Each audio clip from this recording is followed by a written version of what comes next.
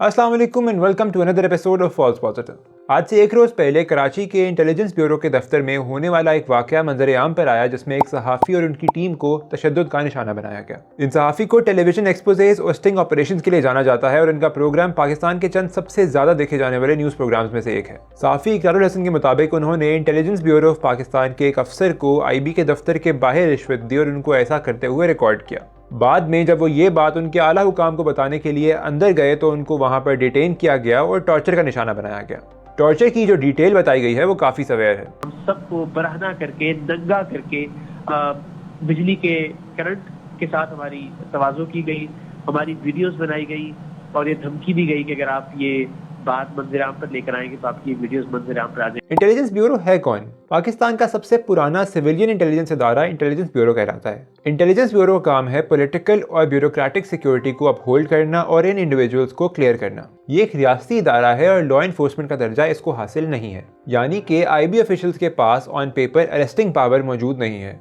यहाँ तक के इंटेरोगेशंस के लिए भी IB को FIA की खिदमत दरकार होती है। ऐसे में IB ऑफिस के अंदर टॉर्चरस इंटेरोगेशन के इंस्ट्रूमेंट्स की मौजूदगी भी अपने आप में एक तशवीशनाक खबर है। खैर, एक जानिब तमाम सहाफ़ी बरादरी इकरारुल हसन के साथ खड़ी है और IB ऑफिशियल्स की जानिब से ऐसे थर्ड डिग्री टॉर्चर की मजम्मत करती है। यही वजह है कि 5 ऑफिशियल्स को मंगल के रोज सस्पेंड कर दिया गया, जिनमें 19वें ग्रेड के डायरेक्टर भी शामिल हैं। लेकिन दूसरी जानिब इस मसले का लीगल एस्पेक्ट देखना बहुत ज़रूरी है। पाकिस्तान के इलेक्ट्रॉनिक मीडिया एक्ट 2015 के सेक्शन 11 के मुताबिक किसी भी फैक्ट बेस्ड प्रोग्राम के लिए डोर स्टेपिंग भी सिर्फ उस केस में जायज़ है अगर दूसरी पार्टी की जानिब से इंटरव्यू की रिक्वेस्ट डिनाई कर दी जाए और पब्लिक इंटरेस्ट में डोर स्टेपिंग ऑब्जेक्टिवली बेहतर हो। याद रहे कि डोर स्टेपिंग दरअसल दरवाजे के अंदर दाखिल होने को नहीं कहते, बल्कि किसी भी दरवाजे के बाहर पब्लिक प्रॉपर्टी के ऊपर इंतजार करने को कहते हैं। ऐसे में एक ऐसा इदारा जिसका काम इंटेलिजेंस से मुंसलिक है और इसकी प्रेमिसेस के अंदर पोटेंशियल स्टेट सीक्रेट्स मौजूद हैं में बार्ज करना भी काफ़ी हद तक अनकॉन्स्टिट्यूशनल है। In fact Pakistan penal code section 441 के तहत इसको क्रिमिनल ट्रेसपास के ज़ुमरे में भी लाया जा सकता है,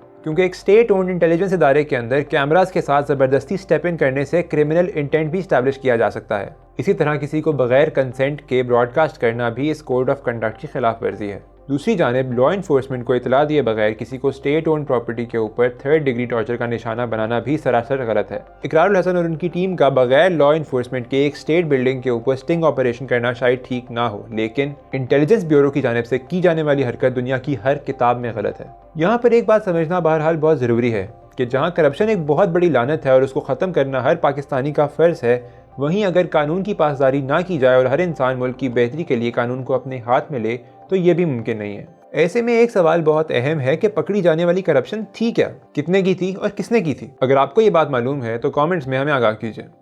अल्लाह हाफ़िज़।